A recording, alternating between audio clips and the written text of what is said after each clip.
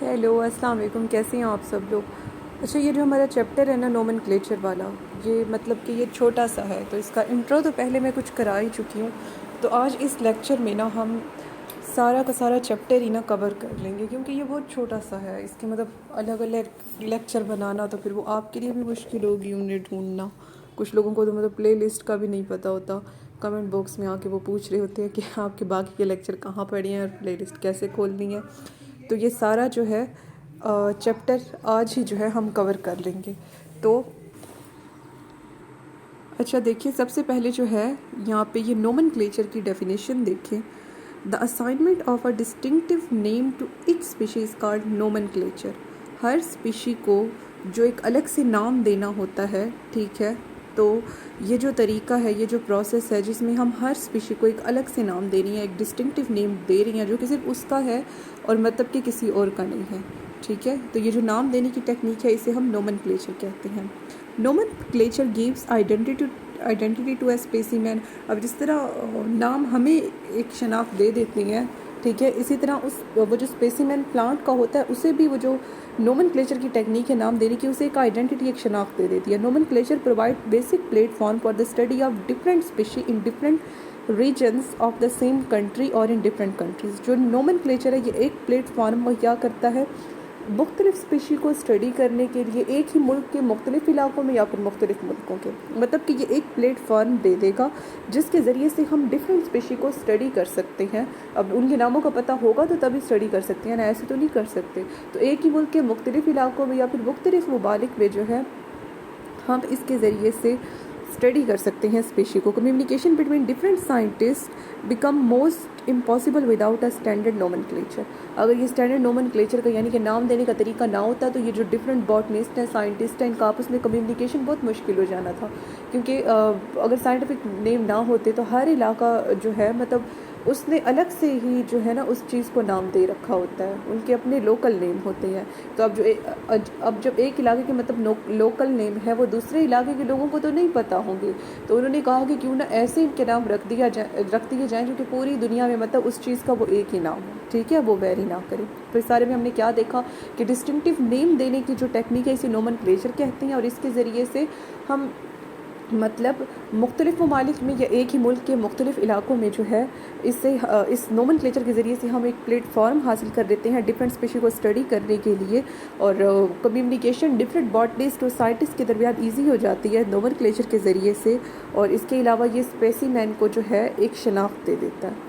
उसके बाद नेक्स्ट है problems with common names and advantages of scientific name. अच्छा, अब आम नामों से क्या मसला था, ठीक है, और फिर जो हमने साइंटिफिक नेम रखे, ठीक है, उसका हमें क्या फ़ायदा हुआ, यानी कि बाइनोमियल सिस्टम जो है। अच्छा, कुछ चीज़ें ना नाम से ज़ाहिर हो रही होती हैं, ये मैंने प्रीवियस लेक्चर में भी आपको बताया। Bi mean two, nomial mean नाम, मतलब इसमें दो नाम दिए जाते हैं। एक जेंडरिक नेम होता है, एक स्पेशी नेम होता है। सबसे पहले आपने जेंडरा का नेम लिखना है जो कि कैपिटल लेटर में लिखेंगे, फिर स्पेसिफिक नेम लिखना है, सॉरी वो स्पेसिफिक यानी कि वही स्पेशी का नाम जैसे स्मॉल लेटर से स्टार्ट करना है। और उसके बाद अगर आप चाहें तो वो बात जो कि अथॉरिटी में आ जाती है जिसके मुताबिक मतलब ब्रैकेट के अंदर वो नेम जिसने दिया, जिस तरह मिसाल के तौर पर रोज़ा इंडिका, ठीक है, ये कार्लोस लीनियस का दिया हुआ है। तो आप साइंटिस्ट का जो नेम है जैसे कि कार्लोस लीनियस, तो लीनियस का लिन जो है आप ब्रैकेट में लिख सकते हैं, ठीक है। तो कॉमन नेम्स, तो आइए हम ये देख लेते हैं। Common names create different problems. जो आम नाम होते हैं ना वो मतलब मुख्तलिफ मसाइल पैदा करते हैं। On the other hand scientific names have many advantages. लेकिन जो साइंटिफिक नेम होते हैं, साइंस के रखे हुए नाम होते हैं, उनके बहुत से फ़ायदे होते हैं। These are discussed here. इन सब को जो है नीचे डिस्कस किया गया है। Common name vary from country to country. अब जो आम नाम होते हैं वो तो एक कंट्री से दूसरे कंट्री में ही वेरी कर रही होती हैं। They are restricted to the people of one language और even one section of a country. अब वो ना मतलब रिस्ट्रिक्टेड है, महदूद है सिर्फ एक इलाके तक, ठीक है। Even they vary from region to region within a country. यहाँ तक कि एक मुल्क के भी मुख्तलिफ इलाकों में वो डिफरेंट होती हैं, वेरी कर रही होती हैं। Some species have hundreds of common name. कुछ स्पीशी के तो मतलब 100 में मुख्तलिफ नाम लोगों ने रखे हुए होते हैं। Botany is studied all over the world by all nation. अब जो बॉटनी है मतलब प्लांट्स की स्टडी है, इसे पूरी दुनिया में स्टडी किया जाता है और सारी नेशंस पढ़ती हैं। There must be some system of naming the organism. इसलिए जानदारों को नाम देने का कोई तो मतलब तरीका होना चाहिए जो कि फिर ये बाइनोमियल सिस्टम था। तो इस पहले में हमने क्या देखा कि कॉमन नेम वेरी बहुत करते हैं, मुख्तलिफ मुल्कों में वेरी कर रही हैं, एक ही मुल्क के मुख्तलिफ इलाकों में वेरी कर रही हैं। अब बॉटनी तो मुख्तलिफ नेशंस ने पढ़नी है, all over the world nation ने स्टडी करनी है, तो हमें एक ऐसा तरीका चाहिए, ठीक है, जिसके ज़रिए से स्पीशी के डिस्टिंक्टिव नेम हो जो कि वेरी ना कर रहे हों, और वो बाइनोमियल नोमेनक्लेचर से ही पॉसिबल है। तो ये किसका फ़ायदा है। और दूसरा क्या है, many common names are used for taxonomic categories higher than species level. बहुत से आम नाम जो है वो इस्तेमाल होते हैं टेक्सोनोमिक कैटेगरीज के लिए जो कि स्पीशी से ऊपर होती हैं, ठीक है। अच्छा, मतलब वैसे जो स्पीशी से ऊपर हैं उनके जो हैं, एक मिनट, अच्छा, जो हम आम नाम रख देते हैं ना, वो ना स्पीशी तक रिस्ट्रिक्टेड होती हैं, स्पीशी तक महदूद होती हैं, उससे आगे जो है वो हमें नहीं बताती। तो वो यही कह रही हैं कि बहुत से कॉमन नेम टेक्सोनोमिक कैटेगरीज में, टेक्सोनोमिक कैटेगरी क्या होती है, यही species, genus, family, order, kingdom वगैरह, ये टेक्सोनोमिक कैटेगरीज है ना। तो बहुत से जो कॉमन नेम होते हैं वो मतलब रखे जाते हैं टेक्सोनोमिक कैटेगरीज के लिए जो कि स्पीशी से ऊपर होती हैं, ठीक है। मिसाल के तौर पर रोज़ जो है जीनस है, ठीक है, और लेकिन इसकी बहुत सी स्पीशी हैं, तो जो कॉमन नेम है वो स्पीशी के बारे में इंफॉर्मेशन प्रोवाइड नहीं करता, ठीक है। मतलब कि कॉमन नेम जो है स्पीशी से ऊपर तक की टेक्सोनोमिक कैटेगरीज के लिए तो है, लेकिन स्पीशी के लिए नहीं है। जैसे आप रोज़ को देख लें, रोज़ जो है एक जीनस है, ठीक है, रोज़ जीनस है, और रोज़ की डिफरेंट स्पीशी एग्जिस्ट करती हैं। ब्लैक रोज़ उसमें आ जाता है, ठीक है, डिफरेंट कलर्स के रोज़ होते हैं, वाइल्ड रोज़ होता है, ठीक है, टेरेस्ट्रियल इलाकों में पाए जाने वाली रोज़ अलग होती हैं। तो ये मतलब डिफरेंट होती हैं, इनकी डिफरेंट स्पीशी है, लेकिन कॉमन नेम स्पीशी के बारे में तो बात ही नहीं करता। वो तो स्पीशी से ऊपर ही जो मतलब टेक्सोनोमिक कैटेगरीज़ हैं, जैसे कि जीनस है और बाकी कैटेगरीज़ है, वहीं तक ही जो है हमें नाम बताएगा। तो स्पीशी के लेवल पे जाके नाम देने के लिए हमें एक सिस्टम की ज़रूरत थी, इसलिए फिर हमने बाइनोमियल नोमेनक्लेचर के सिस्टम को अडॉप्ट किया। उसके बाद नेक्स्ट है, there may be quite indefinite names for a single plant. और बाज़ औक़ात क्या होता है कि जो एक मतलब पौधा होता है ना, उसके डेफिनेट नेम्स नहीं होते, इनडेफिनिट नेम्स होते हैं, ठीक है। For example, Pence has 50 English name. मिसाल के तौर पर पेंसी जो है इसके, अच्छा देखिए, ये जो आपको प्यारा सा फूल नज़र आ रहा है ना, ये पेंसी है। ये फूल आप देख लें, फिर मैं आपको इस फूल के बारे में कुछ बताती हूँ। तो मैंने आपको अभी जो है ये पेंसी दिखाया है। तो हम क्या स्टडी कर रहे थे, there may be quite indefinite names for a single plant. मतलब एक प्लांट है और उसके डेफिनिट नेम, मायारी नाम है ही नहीं, बहुत से गैर मायारी नाम उसके रख दिए गए हैं। मिसाल के तौर पर पेंसी एक फूल होता है, फ्लावर होता है, इसके ना मतलब इंग्लिश में 50 नाम रखे गए हैं। अब भाई कोई तुक बनता है कि 50 गैर मायारी नाम एक फूल के तुम रख दो, ठीक है। तो एक ही नाम रखो सही वाला। मतलब ये इन्हें नहीं पता होता कि क्वांटिटी मैटर नहीं करती, क्वालिटी मैटर करती है। और इसके बाद नेक्स्ट है, अच्छा, इस टूल की तो समझ आ गई है ना कि हम इनडेफिनिट नेम बहुत से रख देते हैं कॉमन में, लेकिन साइंटिफिक वे में हम एक ही उसका सही नेम रखते हैं, जो नाम उसकी फिर पूरी दुनिया में उस स्पीशी की पहचान कराता है। जैसे पेंसी है, इसके 50 नेम लोगों ने रखे हुए हैं। ये एक फूल है, ठीक है, हर किसी ने अपने अपने मायार के मुताबिक, अपने जहन के मुताबिक। उसके बाद नेक्स्ट है, common names are not regulated by international authority. जो आम नाम होते हैं ना, इन्हें इंटरनेशनल लेवल पे इनकी कोई अप्रोच नहीं होती, इन्हें इंटरनेशनली एक्सेप्ट ही नहीं किया जाता, ठीक है।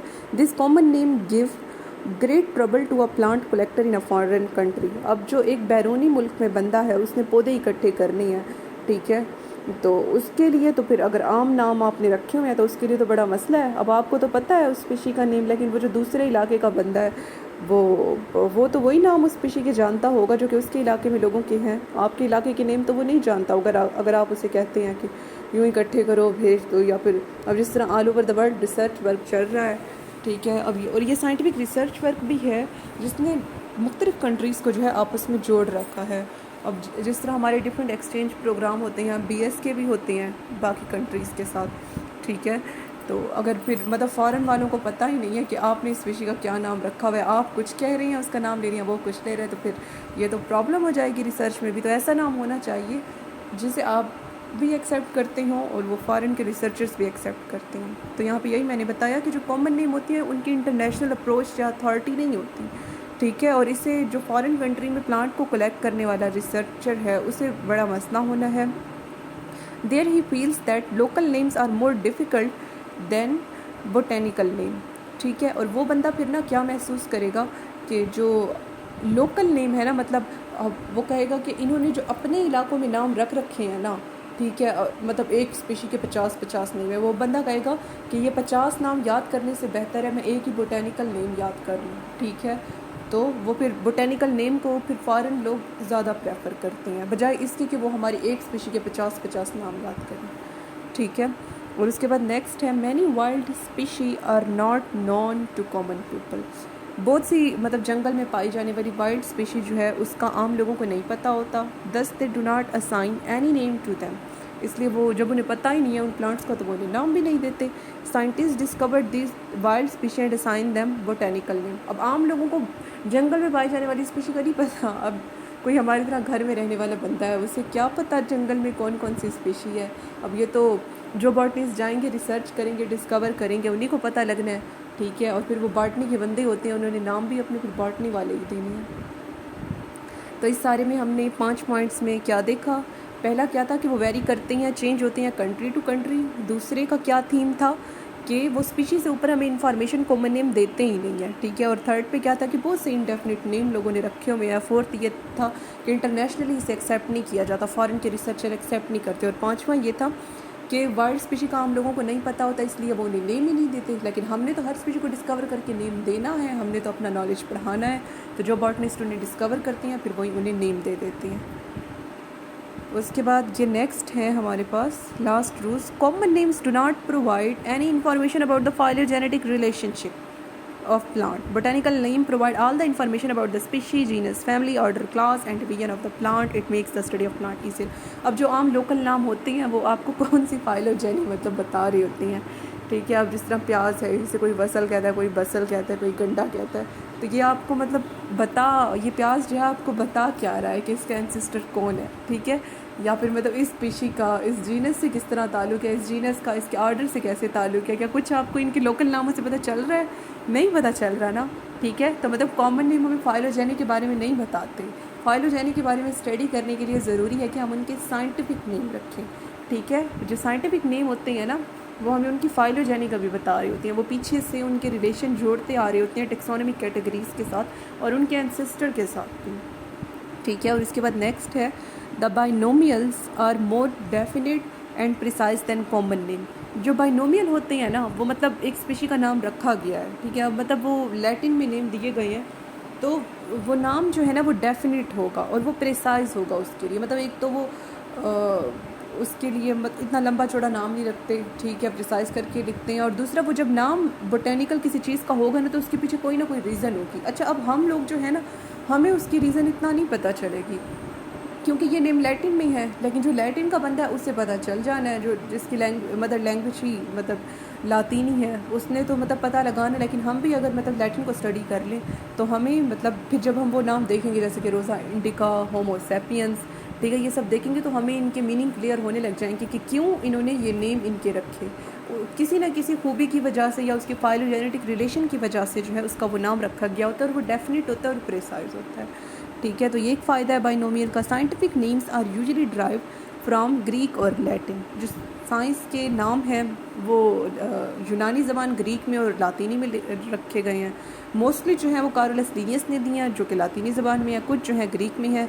These languages are internationally known by scholars. और दूसरा ये जो मतलब नाम रखे गए हैं ना इन्हें ना मतलब इंटरनेशनल लेवल पे फिर मतलब स्कॉलर्स पहचानते भी हैं। जो हमारी मतलब उर्दू है ये तो मतलब हम तक की खैर महदूद होके रह गई है, तो वहाँ की कंट्रीज़ जो हैं वो जिस तरह मतलब ख़ुद तरक्की याफ्ता हैं उसी तरह उनकी लैंग्वेजेस भी फिर इंटरनेशनल लेवल पे अप्रोच कर रही हैं, तो उन्हें पूरी दुनिया के स्कॉलर जानते हैं ग्रीक को, लैटिन को।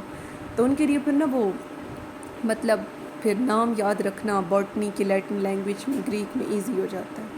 तो इन 3 पॉइंट्स में हमने क्या देखा कि एक तो कॉमन नेम फाइलोजेनेटिक रिलेशन का नहीं बताते और दूसरा बाइनोमियल हमें डेफिनेट और प्रिसाइज नेम इसके ज़रिए से देती है। मतलब ऐसे 50-60 लंबे लंबे नाम नहीं रख लेंगे, एक ही देंगे जो कि पूरी दुनिया में जिससे उस स्पीशी की शनाख्त हो सकेगी। और इसके अलावा जो साइंटिफिक नेम है वो लैटिन और ग्रीक में रखे गए हैं जो कि आजकल इंटरनेशनल लेवल पर अप्रोच कर रही हैं।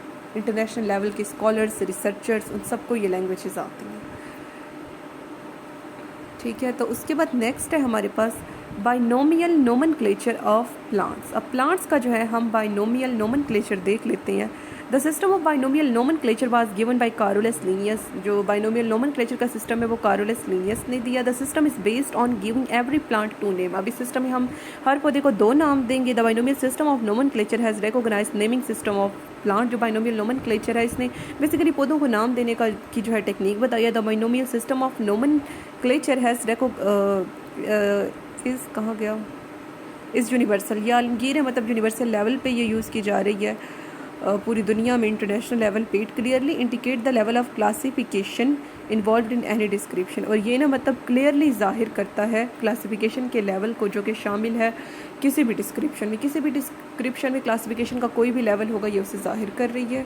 और now 2 kinds of plants have the same binomial name. जो 2 इकसाम के पौधे होंगे ना, ठीक है, उनका सेम बाइनोमियल नेम होगा।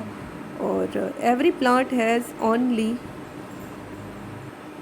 अच्छा अब जो मतलब 2 इकसाम के पौधे हैं मतलब 2 काइंड्स के, उनका बाइनोमियल नेम सेम होगा। मतलब कि वो क्यों होगा, क्योंकि उनका स्पीशी और जेंडरा फिर एक है। अगर स्पीशी एक है और जेंडरा एक है और फिर 2 इकसाम के हैं तो फिर उनका एक ही मतलब कि बाइनोमियल नेम होना है, ठीक है। Every plant has only 1 correct name. और हर प्लांट का मतलब प्लांट की एक स्पीशी का जो है मतलब एक ही करेक्ट नाम होगा। There are following principles of binomial nomenclature. ये द जिज़ल प्रिंसिपल है बाइनोमियल नोमेनक्लेचर के। अच्छा पहले वाले इस पैराग्राफ में हमने क्या देखा कि कार्लोस लिनियस ने दिया है, इंटरनेशनल लेवल पे यूज़ होता है, ठीक है, और इसके ज़रिए से एक सही करेक्ट डेफिनेट नेम जो है हम पौधे को दे देंगे। अब नेक्स्ट इसके हम रूल्स देखते हैं कि हमने किन रूल्स को फॉलो करना है नाम देते हुए। अच्छा अब पहला है plants are given a generic name followed by a specific name और epithet.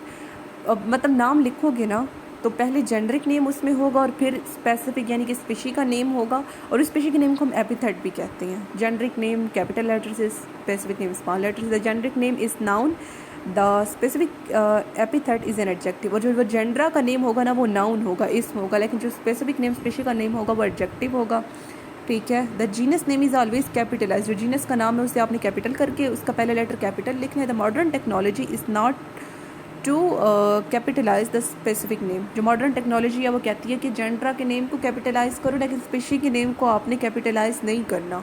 Binomials are frequently descriptive of the plant. जो बाइनोमियल्स होते हैं वो बेसिकली पौधों को ही बयान कर रहे होते हैं, उनके डिस्क्रिप्टिव होते हैं। They are usually drive from Greek और लैटिन। ये मतलब यूनानी या फिर लातीनी ज़बान से आए हैं। These languages are internationally known by scholars. इन लैंग्वेजेस को मैं अभी पहले भी बता चुकी हूँ कि इंटरनेशनल लेवल पे स्कॉलर्स जानते हैं। For example Coffea arabica Linn stands for coffee. Coffea arabica Linn, ठीक है। अब लिन यहाँ पे क्यों आया, क्योंकि इसे कार्लोस लिनियस ने डिस्कवर किया तो उसका लिन आया हुआ है, ठीक है। ये कॉफ़ी के लिए है, ठीक है। और Helianthus annuus Linn stand for sunflower. तो ये जो हेलियंथस एनस है लिन, ये है हमारे पास सनफ्लावर, सूरजमुखी का जो फूल होता है उसके लिए। Binomials should always be underline. Binomial के जो नाम है उन्हें आप अंडरलाइन करें, ठीक है। In printed form they must be in italicise. और जब प्रिंट कर रहे हो तो तब आप उन्हें टेढ़ा करके थोड़ा लिख दें, मतलब इटैलिसाइज कर दें। नेम और abbreviated name of scientist who first describe the species follow the binomial. नाम या फिर साइंटिस्ट के नेम का एब्रीवेशन, ठीक है, जिसने पहले उस स्पीशी को बयान किया वो बाइनोमियल को जो है फॉलो करता है। मतलब जिस साइंटिस्ट ने उसे डिस्कवर किया उसका एब्रीवेशन या फिर उसका नाम जो है आप उस स्पीशी के बाद लिखेंगे। जैसे कि for example Coffea arabica Linn stand for the name of the taxonomist Linnaeus. मतलब इसमें जो लिन आया हुआ है वो लीनियस के लिए। It is the name of scientist who first describe the species. ये नाम है उस साइंसदान का जिसने सबसे पहले इस स्पीशी को जो है मतलब कि दरियाफ्त किया, ठीक है। तो सबसे पहले उस स्पीशी को जिसे आप नाम दे रही हैं, ठीक है, उसे जिसने डिस्कवर किया उसके नेम का एब्रीवेशन थोड़ा सा या नेम जो है आपने उसके बाद लिख देना, यानी कि स्पीशी या एपिथेट के बाद। Some binomials are followed by 2 names. कुछ बाइनोमियल जो होते हैं उनमें 2 नाम आते हैं। द फर्स्ट और which is with in the brackets. जो पहले वाला होगा वो ब्रैकेट्स में होगा। फॉर एग्जांपल मतलब बाद वाला जो होगा जो उसे फॉलो कर रहा होगा वो ब्रैकेट में आएगा, जैसा कि एल्बीसिया लहबिक लिन, ठीक है। और उसके बाद है बेंथ।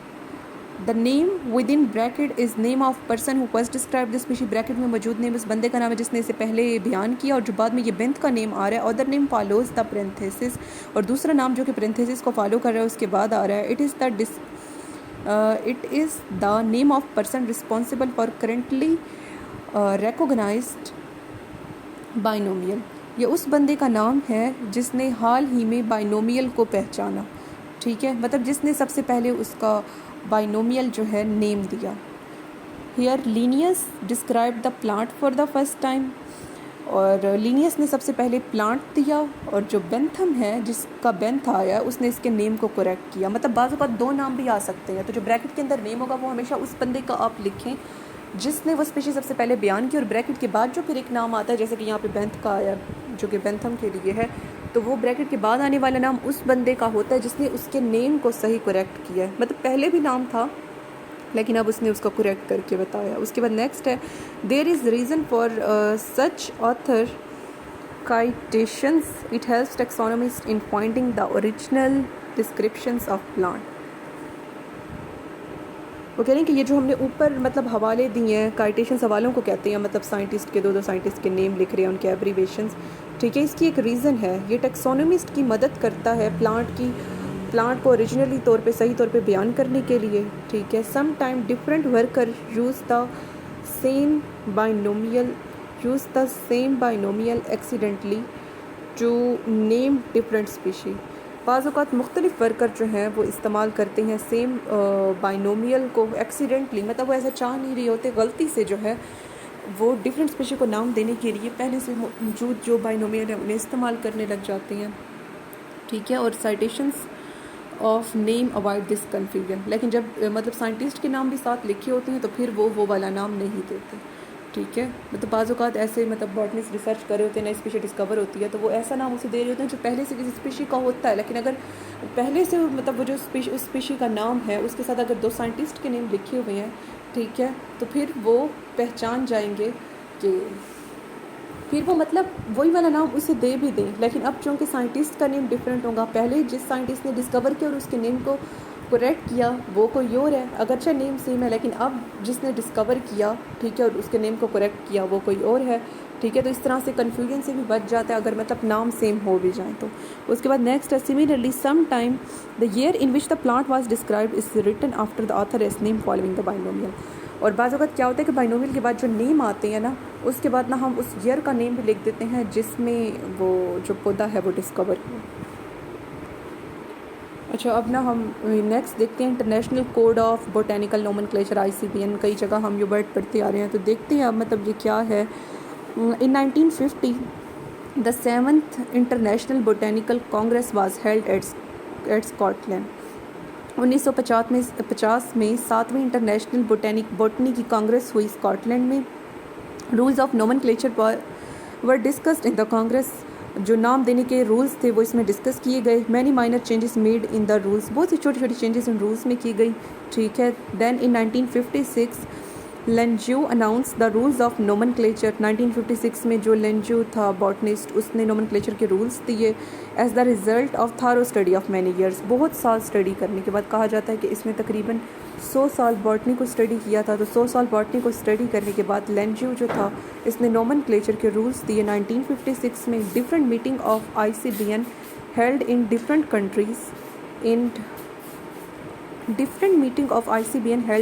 Countries. International code of botanical nomenclature की मुख्तलिफ मीटिंग्स जो हैं वो मुख्तलिफ कंट्रीज़ में हुई। तो इस सारे में हमने क्या देखा कि 1950 में 7वीं इंटरनेशनल बॉटनी की कांग्रेस हुई जिसमें रूल्स को डिस्कस किया गया, उनके अंदर माइनर चेंजेस की गई। 1956 में लेंज्यू ने नोमेनक्लेचर के रूल्स दिए इतने साल स्टडी करने के बाद, ठीक है। और मुख्तलिफ मीटिंग फिर डिफरेंट कंट्रीज़ में उनकी ना ICBN की होती रही। These codes were thoroughly revised in Vienna code 2005। अच्छा, कोड्स का मतलब पता है क्या होता है? जिस तरह हम कहते हैं ना 1973 का आइन, 1956 का आइन, तो जो आइन का वर्ड हम सोशल स्टडी में यूज़ करते हैं, ठीक है, सेम एज सच मीनिंग है कोड का यहाँ पे बॉटनी में। तो ये जो कोड्स हैं इन्हें थारोली रिवाइज किया गया वीना कोड 2005 में, ठीक है, मतलब 2005 में जो आइन दिया गया उनमें ये कोड्स, मतलब ये जो मीटिंग्स हुई इन्हें डिस्कस किया गया। Later it was replaced by Melbourne code 2011, और फिर इसकी जगह भी मेलबर्न का जो आइन था, कोड था 2011 का, उसने ले ली। These rules are as follows, ये रूल्स ये नीचे बताए गए हैं। Long generic name with different pronunciation must be avoided. अच्छा, जो लंबे लंबे मतलब जेनरिक नाम हो जिनकी डिफरेंट प्रोनाउंसिएशंस हों, ठीक है, उनसे अवॉइड करना है। लंबे लंबे जेनरिक नाम जिनकी डिफरेंट प्रोनाउंसिएशंस हों उनसे अवॉइड करना है। एक तो ये रूल है इसका ICBN का। और दूसरा क्या है, generic and specific name are given to a perfectly named plant. जो जेनरा और स्पीशी का नाम है ना, वो आपने एक ऐसे मतलब के प्लांट को ये नाम देना है। Generic and specific name are given to a perfectly named plant, ठीक है, मतलब जेनरा और स्पीशी का नाम आपने ऐसे प्लांट को देना है जिसका जो है परफेक्टली नाम जो है ऑलरेडी मौजूद है, ठीक है। जिसका पहले से ही परफेक्टली नाम नहीं है तो फिर उसकी डिस्कवरी में भी इशू होगा, वो भी वैगअप सी होगी, ठीक है। तो जेनरा और स्पेसिफिक नेम आप उससे दें जिसका पहले से परफेक्टली नाम है। Specific name must differentiate a plant from all allied species. जो स्पीशी का नेम होता है ना, वो प्लांट को मुमताज़ कर देता है, नुमायाँ कर देता है बाकी सारी अलाइड स्पीशी से, मतलब जो बाकी साइंस की स्पीशी हैं उससे जो स्पीशी का नेम होगा उससे डिफ्रेंशिएट कर देगा। The species is not distinguished by is size. आपने स्पीशी का फ़र्क उसके साइज से बयान नहीं करना, ठीक है। ये भी रूल है ICBN का। The specific differences of a plant have no concern with the original place of the plant. जो स्पीशी के लिहाज से डिफरेंसेस हैं प्लांट के, उनका मतलब जिस जगह पर डिस्कवर हुए उसके साथ कोई ताल्लुक़ नहीं है, ठीक है। और उसके बाद नेक्स्ट है, colour can not be treated as a specific difference. मतलब अगर दो चीज़ों का कलर डिफरेंट है तो आप कलर की बेस पे ये नहीं कह सकते कि अब इनकी स्पीशी भी डिफरेंट होगी। सेम स्पीशी की भी डिफरेंट कलर हो सकती है। रोज़ की बाज़ औक़ात मतलब एक ही स्पीशी होती है लेकिन उनके डिफरेंट कलर्स होते हैं और मतलब इतने प्यारे प्यारे रंग होते हैं। ब्लैक रोज़, रेड रोज़, ऑरेंज रोज़, पिंक रोज़, और बाज़ औक़ात तो ना मतलब वो ब्लेंड कलर्स होते हैं, ठीक है। कभी आप गूगल पे खोल के देखें ना, मतलब कि रेड और पिंक का होगा, पिंक और वाइट का होगा। ये तो मतलब इस तरह का आपने कुछ 4 o'clock हाफ फ्लावर्स जो थे उनमें भी आप स्टडी करके आए हैं FSC के मैट्रिक में मतलब वो था। उसके बाद नेक्स्ट है, each plant species must possess a generic name. जो हर प्लांट स्पीशी होगी ना उसका एक मतलब जीनस का नेम होना चाहिए, ठीक है। और उसके बाद नेक्स्ट है, the generic name must be followed by specific name. Genus के नेम के बाद स्पीशी का नेम आना चाहिए। The shorter specific name is always well and good. जो छोटा सा स्पीशी का नेम है वो सही होता है, ठीक है। उसके बाद नेक्स्ट है, main points of international code of botanical nomenclature. पहले हमने रूल्स देखे और अब इसके मेन पॉइंट्स देख लेते हैं।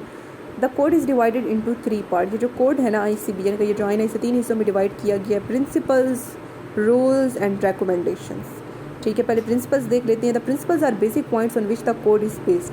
जो प्रिंसिपल्स हैं ये बुनियादी पॉइंट है जिन पे उस कोड की बुनियाद रखी गई है, ठीक है। दे do not give detailed rules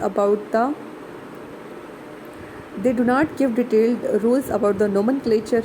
ये नोमेनक्लेचर के बारे में जो है हमें डिटेल्ड रूल्स नहीं देते, but they show the main idea of the code. लेकिन ये कोड का मेन आइडिया शो करते हैं।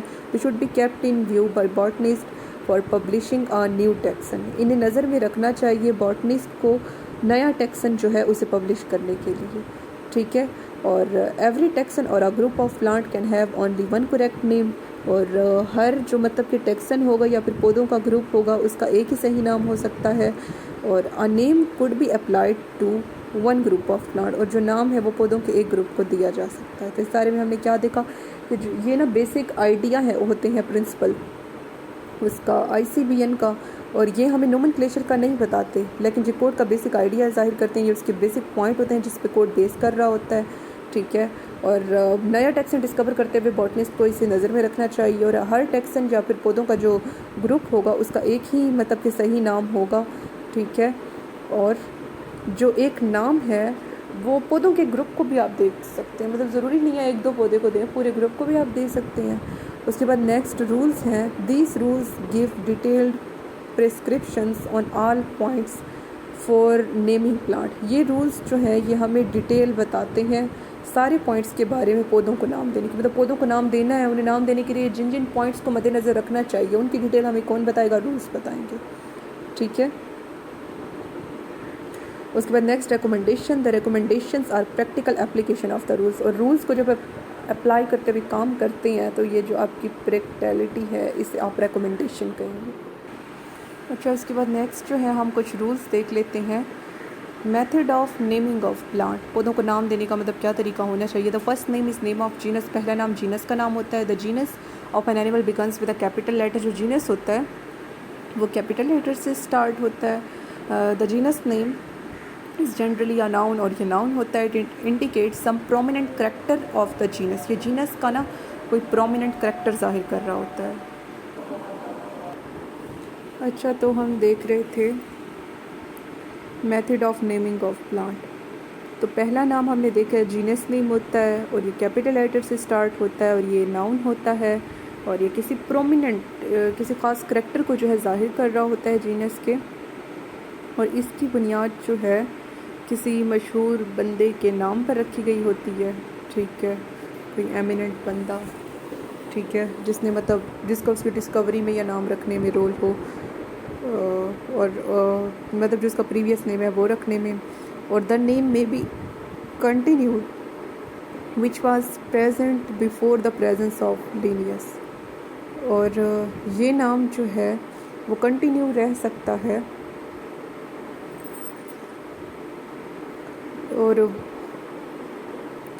और मतलब वो नेम भी मतलब इसके साथ कंटिन्यू रह सकता है जो कि लीनियस के सिस्टम से पहले था। ठीक है, वो नाम भी इसका कभी कभी कंटिन्यू रह जाता है। और एक नेम होता है हर जीनस का, और इसे डुप्लीकेट नहीं करना चाहिए दूसरे जीनस से आपको। दूसरा नाम स्पीशी का नेम होता है, स्पीशी का नाम स्मॉल लेटर से स्टार्ट होता है और ये एडजेक्टिव होता है, और इसकी बुनियाद प्लांट के करैक्टर्स पे या लोकेलिटी पे रखी गई होती है जहाँ से वो लिया गया उसकी बेस पे होगी या फिर प्लांट के करैक्टर्स की बेस पे। लेकिन जो जेनरिक मतलब नेम होगा ना वो एमिनेंट पर्सन या फिर बहुत प्रोमिनेंट करैक्टर की बेस पे होगा। ठीक है, और उसके बाद नेक्स्ट है it may be named on the name of, और इसका भी ये भी मतलब किसी एमिनेंट साइंटिस्ट की बेस नाम की बेस पे हो सकता है। अगर स्पीशी का नाम जो है लोकेलिटी की या साइंटिस्ट की बेस पे हो, ठीक है, मतलब उस जगह की बेस पे जहाँ पे वो डिस्कवर हुआ या फिर साइंटिस्ट की बेस पे हो, तो वो कैपिटल लेटर से स्टार्ट होगा।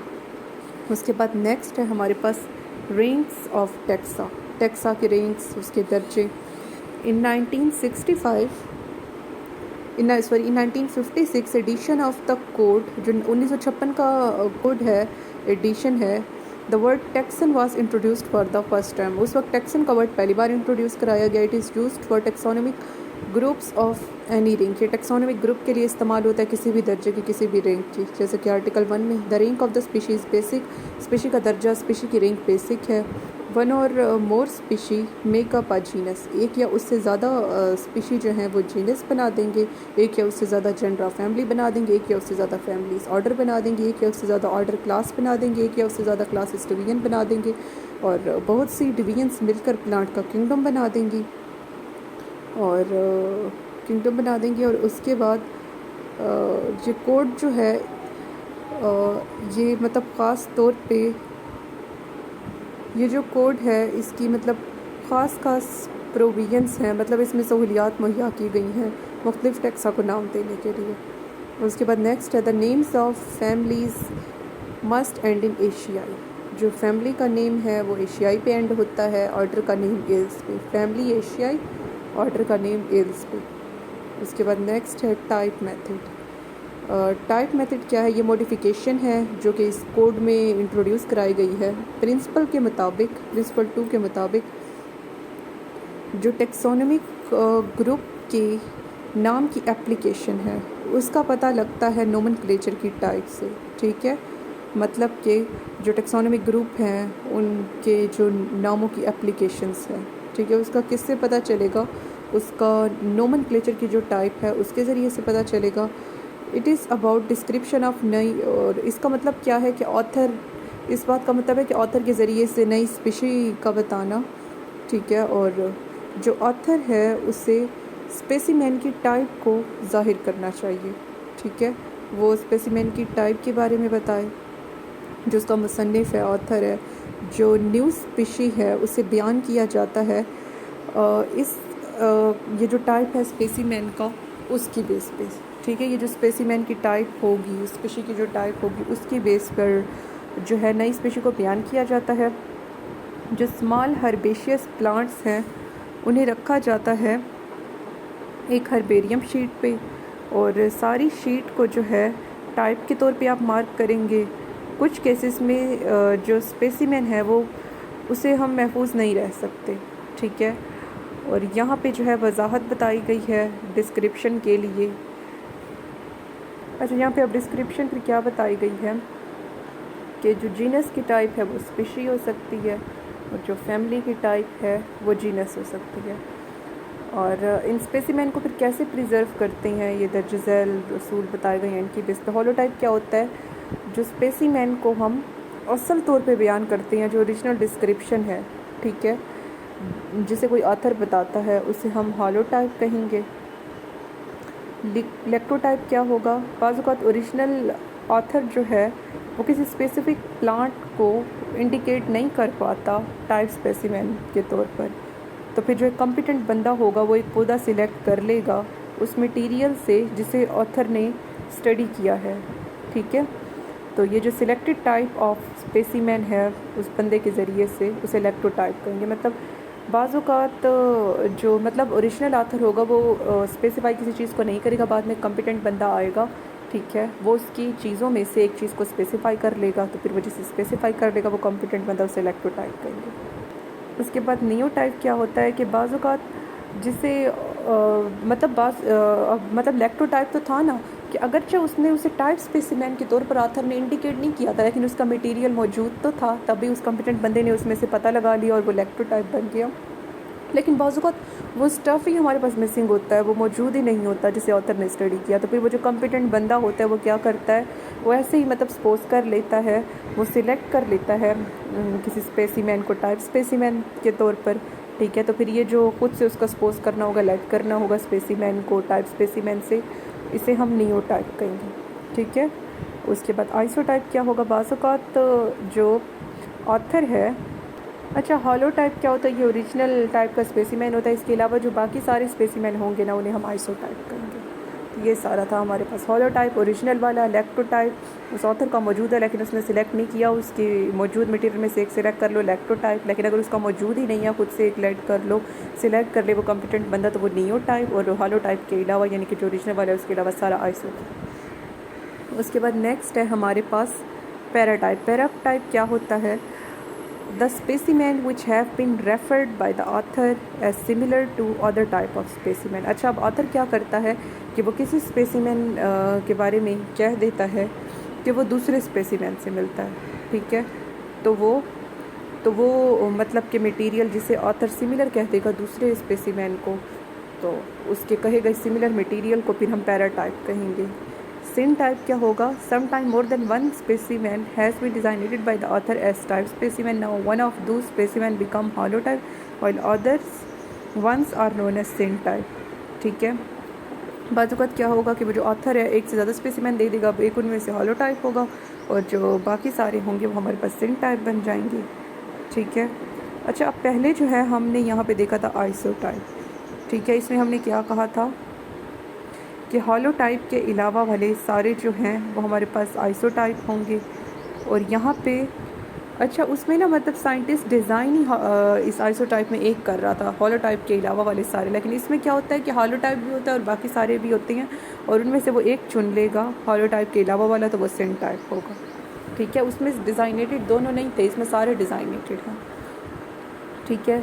तो इन स्पेसिमेन में से एक जो है हॉलोटाइप बन जाएगा, और जो मतलब बहुत सारे उसने डिज़ाइन किया है, एक हॉलोटाइप और बाकी सारे सिनटाइप होंगे।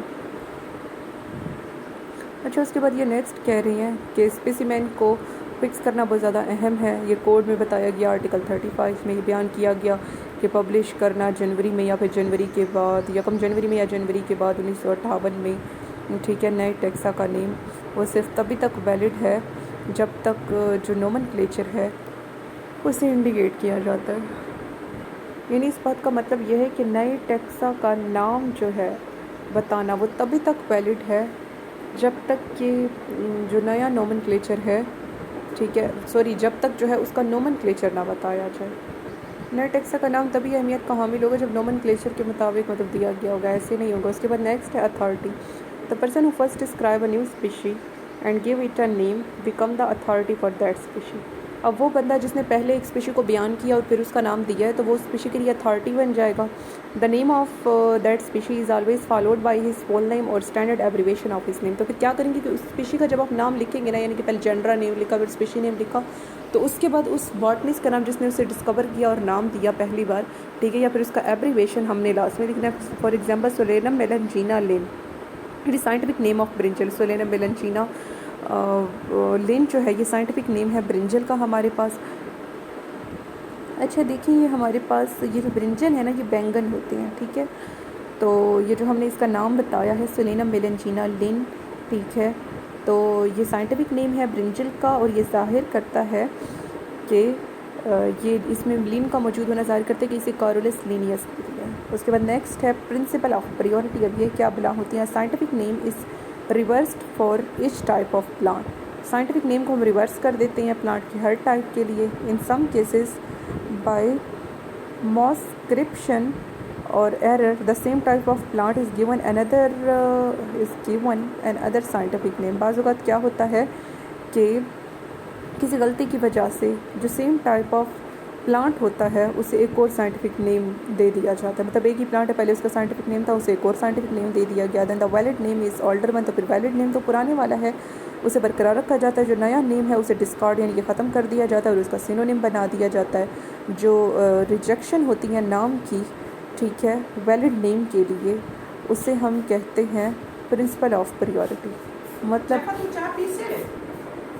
अच्छा, तो इसमें हम क्या देख रहे थे कि बाज़ औक़ात गलती से ना लोग क्या करते हैं कि पहले ये प्लांट का नाम था, उन लोगों को उसका कुछ अता पता होता नहीं है, वो उस प्लांट की कोई स्पीशी देखेंगे और कहेंगे कि देखो ये तो नया प्लांट डिस्कवर हो गया, चलो हम इसे अच्छा सा नेम दे देते हैं, और उसे नेम भी वो लोग दे देंगे। बड़े बड़े बॉटनिस्ट ये ब्लंडर कर जाते हैं। तो फिर क्या होगा कि अब पहले वाला नाम तो वैलिड था, पिछले बॉटनिस्ट तो 100 साल काम करके गए हैं, ठीक है। अब आज के बॉटनिस्ट जो हैं 1 साल बड़ी मुश्किल से काम करते हैं और पहले वाली स्पीशी कोई कह देते हैं नई डिस्कवर हो गई, उसे नाम दे देते हैं। तो पहले वाले तो भाई वैलिड हैं, तो फिर उनके लिए न्यू वाले रिजेक्ट हो जाते हैं, ठीक है। न्यू वालों को उनका सिनोनिम बना दिया जाता है और इसे रिजेक्ट कर देते हैं। तो फिर ये जो रिजेक्शन हुई है एक नेम की पहले वाले वैलिड नेम के लिए, उसे हम कहेंगे कि ये प्रिंसिपल ऑफ प्रायोरिटी है। उसके बाद नेक्स्ट है टैटोनिम। टैटोनिम क्या होता है? Tautonym is a scientific name of a species in which both parts of name have the same spelling, ठीक है। टैटोनिम क्या होता है? ये एक ऐसी स्पीशी, ये मतलब स्पीशी का ऐसा साइंटिफिक नेम होता है जिसमें जो नाम के दोनों हिस्से होते हैं, यानी कि स्पेसिफिक नेम, जेंडरिक नेम, उन दोनों के सेम स्पेलिंग होंगे। अच्छा, टैटोनिम में क्या होगा कि नाम के दोनों हिस्सों के सेम स्पेलिंग होंगे। जैसे कि 4 स्पेलिंग स्पीशी नेम की हैं तो वही, मतलब सॉरी 4 लेटर जो हैं वो हैं अगर स्पीशी नेम के, तो वही 4 लेटर होंगे जेंडरिक नेम के, मतलब उनके जो स्पेलिंग हैं वो सेम होंगे। टैटोनिम में जो स्पेसिफिक नेम है वो चेंज नहीं होता, वो अनअल्टर्ड रहता है, ठीक है। जेंडरिक नेम में मिसाल के तौर पर लेलस, मेलस, ब्रिट। टैटोनिम जो है इसे इलीगल लिया जाता है बॉटनी के नोमेनक्लेचर में, लेकिन ये मेथड जो है बहुत ज़्यादा एक्सेप्ट इसे किया जाता है ज़ूलॉजी के नोमेनक्लेचर में, ठीक है। इसे बॉटनी में तो मतलब टैटोनिम को, मतलब जिसमें नाम के दोनों स्पेलिंग सेम हो, उसे इलीगल लिया जाता है, लेकिन ज़ूलॉजी वाले इसे लीगल लेते हैं। Some authors have expressed strongly against such name. बहुत से ऑथर जो हैं वो बहुत स्ट्रॉन्गली मतलब कि इन नामों के ख़िलाफ़ स्पीच करते हैं अपनी। But others like Merrill accept them as valid. लेकिन दूसरे साइंसदान जैसा कि जो मेरिल है वो इसे सही एक्सेप्ट करता है, ठीक है। कुछ साइंटिस्ट इनके अगेंस्ट हैं, लेकिन कुछ जैसा कि मेरिल जो है इन्हें वैलिड कहते हैं। The such names can be taken as valid until a further international botanical congress decide the matter. इस तरह के नामों को वैलिड लिया जाता है यहाँ तक कि नेक्स्ट जो है कांग्रेस हमारे पास बोटानिकल नामों की ना हो। नेम्स ऑफ फैमिलीज देख लेते हैं। The name of a family is a plural adjective. Family का नाम प्लूरल एडजेक्टिव होता है। It is formed by adding suffix ACI to the stem of name of an included genus. जो genus का नाम है, ठीक है, मतलब जो फैमिली का नाम होगा ना उसमें ACI लगेगा और उसे आप जीनस के साथ ऐड करेंगे। जैसा कि रोज़ा जीनस है, इसके साथ आप ACI लगाते हैं, रोज़ा CI बन गई फैमिली। जो नए नाम है इन्हें 8 फैमिलीज दी गई हैं। और उसके बाद नेक्स्ट हैं names of infraspecific taxa. ये इंफ्रा स्पेसिफिक टेक्सा के नाम देख लेते हैं। There is one case where repetition of names is must. एक केस है जिसमें नामों की रिपीटिशन होती है। Article 26 prescribe that the name of an infraspecific taxon must be the same as that of her taxon. जो आर्टिकल 26 है वो जाहिर करता है कि जो इंफ्रा स्पेसिफिक टेक्सन का नाम होता है वो जो इंफ्रा स्पेसिफिक टेक्सन का नाम होगा वो वही होगा जो कि हर टेक्सन का होगा। ठीक है, इंफ्रा स्पेसिफिक टेक्सन क्या होता है? ये सब स्पीशी होती है, वैरायटी होती है, फॉर्म होती है। ठीक है, तो ये सब स्पीशी, वैरायटी, फॉर्म, इसका नाम सेम होगा जैसे कि दूसरे हर टेक्सन का होगा। ठीक है, और इस केस में नामों की रिपीटिशन भी अलो है।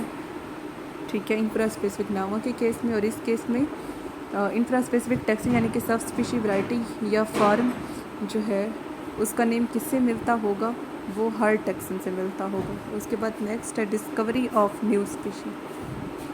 Whenever a new plant is discovered, it is prescribed as a new species. जब कभी न्यू प्लांट डिस्कवर होता है उसे नई स्पीशी कहा जाता है। Its description in Latin is published in scientific journal with the name which has been given to the species. और इसके हम पब्लिश करेंगे एक साइंटिफिक जर्नल में जो नाम उसे दिया गया है उसके साथ। This description of new species also include the date on which this plant was collected. और इसमें डेट भी मेंशन करेंगे जिस पे वो मतलब डिस्कवर हुआ।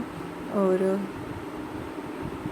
It also include the locality from where it was collected. और डेट के साथ साथ जिस जगह से डिस्कवर हुआ वो भी मेंशन करेंगे।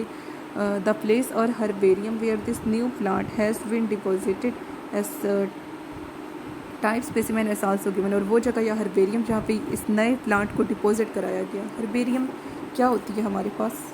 हर्बेरियम पौधे रखने की जगह होती है। तो जिस जगह इसे मतलब पहली मर्तबा जो है डिपॉजिट कराया गया उसकी हिफाजत के लिए उस जगह का नाम भी लिखेंगे। मतलब जब कभी कोई स्पीशी डिस्कवर होना उसे नई स्पीशी का नाम दे देते हैं। साइंटिफिक जर्नल में इसके बारे में बताया जाता है। और वहाँ पे जो है फिर हम इसका ये भी बताते हैं कि ये किस डेट को हुआ, किस जगह हुआ और कौन से हर्बेरियम में आपने इसे इसकी हिफाजत के लिए जो है जमा कराया था। ये सारी डिटेल जो है फिर आप साइंटिफिक जर्नल के अंदर बताते हैं। उसके बाद नेक्स्ट है affective and valid publication of new taxa. अच्छा, अब नया जो टेक्सा है उसे आपने सही तरीके से पब्लिश कैसे करना है? According to art 29 publication is effective only when the printed matter is distributed to general public और at least to botanical institution. वो कह रही है कि इस आर्ट के मुताबिक, आर्ट 29 के मुताबिक जो पब्लिकेशन तभी अफेक्टिव हो गया अगर जो प्रिंटेड मैटर है आपका, अगर आपने उसे बांटा है आम आवाम में या फिर बॉटनी के इंस्टीट्यूट में। ठीक है, एक तो ये करना है कि आम आवाम में बांट दें आप उसके बारे में जो प्रिंटेड मटेरियल है जो नई स्पीशी डिस्कवर हुई है। और बॉटनी के जितने इंस्टीट्यूट हैं उसमें it is not affective by communication of new names at a public meeting. और ये बात सही नहीं है कि आप नए नामों के साथ पब्लिक मीटिंग में उसकी बात करें। ठीक है, और the date of effective publication is the date on which printed matter became available. और अफेक्टिव पब्लिकेशन की डेट वो डेट होती है जिस पे वो प्रिंटेड मटेरियल अवेलेबल होता है। Following are the conditions attach to the publication of taxa. मदरजल कंडीशंस हैं जिन्हें आप अटैच करते हैं पब्लिकेशन के साथ टेक्सा के, उसकी वैलिडिटी के लिए कि ये वो वैलिड रहे। Publication must be effective publication जो है मतलब इन बातों का आपने मद्देनज़र रखना है वैलिडिटी के लिए। पब्लिकेशन को इफेक्टिव होना चाहिए, नए टेक्सन को डिस्क्राइब भी किया हुआ हो। और मीटिंग में मतलब उसके नए नामों की बात ना करें, इतनी वो सही नहीं है, लेकिन उसके बारे में कुछ बयान ज़रूर करें। Combination is not validly published unless the author actually marks it. और कम्बिनेशन जो है उस वक्त तक सही पब्लिश नहीं होता जब तक ऑथर जो है उसे मार्क ना करते। जब तक वो बंदा खुद जो ऑथर है उसने इसे मार्क नहीं कर दिया तब तक ये इफेक्टिव इसकी पब्लिकेशन नहीं होगी। ठीक है, और यानी इसके बारे में लिखने वाला ऑथर पब्लिकेशन को लैटिन में करना चाहिए आर्ट 34 के मुताबिक। उसके बाद नेक्स्ट है changes in name when taxa are divided fused और अल्टर्ड, यानी कि जब टैक्सा को डिवाइड कर दिया जाए या टैक्सा आपस में फ्यूज़ हो जाए, मिल जाएँ, ठीक है, या आपस में उनकी एक दूसरे के साथ तब्दीली हो जाए, तो फिर नामों में आप क्या तब्दीलियाँ करें जब टैक्सा के साथ ये सब कुछ हो। In some cases a genus is divided into 2 और मोर जेंडर, बाज़ों का जीनस को 2 या से ज़्यादा जेंडर में डिवाइड करते हैं। Similarly a species is split into 2 और मोर स्पीशी, स्पीशी को 2 या से ज़्यादा स्पीशी में बयान करते हैं। इन सच केसेस ओरिजिनल जेंडरिक और specific name must be retained, इस केस में जो असल जेंडरा का या स्पीशी का नेम है उसे बरकरार रखना चाहिए। This applies also to infraspecific taxa, और ये बात इंफ्रा स्पेसिफिक टैक्सा पे भी आती है जिसमें रिपीटिशन होती है नामों की, ठीक है। मतलब बाजू का आप जीनस को भी 2 में डिवाइड कर देंगे, स्पीशी को भी कर देंगे, लेकिन ओरिजिनल नाम को बरकरार रखना चाहिए, और ये बात इंफ्रा स्पेसिफिक टैक्सा में आती है, ठीक है। ओरिजिनल वाले को याद रखें। In some cases a section of genus और species is transferred to another genus. In some cases, a section of genus or species is transferred to another genus or a species without alternation in rank। बाज़ औक़ात क्या होता है कि genus का कुछ हिस्सा अगली जीनस या स्पीशी के पास चला जाता है रैंक में तब्दीली के बगैर। हेयर ओरिजिनल नेम मस्ट, ठीक है, कहाँ गया, कौन सा पढ़ रहे थे, ठीक है, दूसरे के पास चला जाता है, तो यहाँ पे भी ओरिजिनल नाम को बरकरार रखना चाहिए। अगर उसकी दूसरे के साथ मिक्सिंग हो जाए तब भी बरकरार रखना चाहिए। In some cases rank of genus और infraspecific taxon is changed, बाज़ों का जो रैंक होती है, जो दर्जे होते हैं जीनस के या इंफ्रा जेंडरिक टैक्सन के, वो चेंज हो जाते हैं, ठीक है। तो यहाँ पे जो करेक्ट स्पीशी है, ठीक है, here the correct name is, तो इस केस में क्या होगा कि जो न्यू रिंग बनेगी उसमें करेक्ट वाला पहले होगा, ठीक है।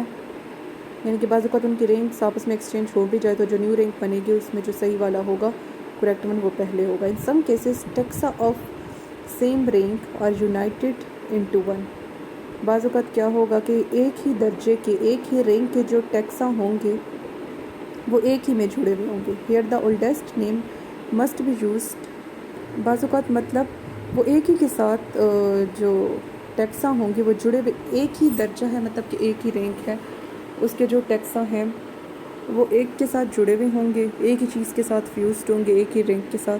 तो फिर इस केस में आपको क्या करना चाहिए कि जो पुराना नेम है उसे कंबाइन टैक्सन के लिए, ठीक है, मतलब कि वो जिस टैक्सन ने कंबाइन किया हुआ है वो उसके साथ जुड़ा हुआ है, तो उसके लिए जो पुराना नाम है यूज़ करना चाहिए। अच्छा, उसके बाद नेक्स्ट है फॉर्म और स्पेलिंग नेम के। These names are derived from Latin और लैटिनाइज, ये लैटिन से आते हैं या इन्हें लैटिन वाला बना दिया जाता है, इसलिए पूरा साइंटिफिक नेम को इटैलिसाइज कर दें या अंडरलाइन कर दें। मिसाल के तौर पर पोटैटो का साइंटिफिक नेम लिखा जाता है सोलेनम ट्यूबरोसम। इसी तरह जो साइंटिफिक नेम टोमेटो का है वो है लाइकोपर्शियम एस्कुलेंटम, ठीक है। जीनस नेम का जब पता हो, ठीक है, तो जो बाइनोमियल नेम है उसे यूँ भी लिख सकते हैं एस ट्यूबरोसम, ठीक है। यानी सारी स्पीशी का आपको जीनस कन्फर्म एक ही है तो वो पूरा ना लिखें, आप जस्ट उसका कैपिटल लेटर फर्स्ट लिखते हैं। The authors are recommended not to make name too long, और आपने नामों को बहुत ज़्यादा लंबा नहीं करना, और they also should not make names difficult to pronounce, और उनकी प्रोनाउंसिएशन को भी मुश्किल नहीं बनाना, ठीक है। किसी भी केस में इस तरह के नामों को लैटिन नेम कंसिडर किया जाता है। जो जेंडरा का नाम है और जो हाई टैक्सा होते हैं उन्हें कैपिटल इनिशियल लेटर से लिखेंगे, जीनस का नाम और जो बाकी टैक्स है उन्हें कैसे लिखना है, कैपिटल इनिशियल लेटर से। जो स्पेसिफिक नेम यानी कि स्पीशी के नेम है उन्हें आपने स्मॉल लेटर से लिखना है। तो ये हमारा सारा चैप्टर एंड हो गया। मिलते हैं नेक्स्ट क्लास में, तब तक के लिए अल्लाह हाफिज़।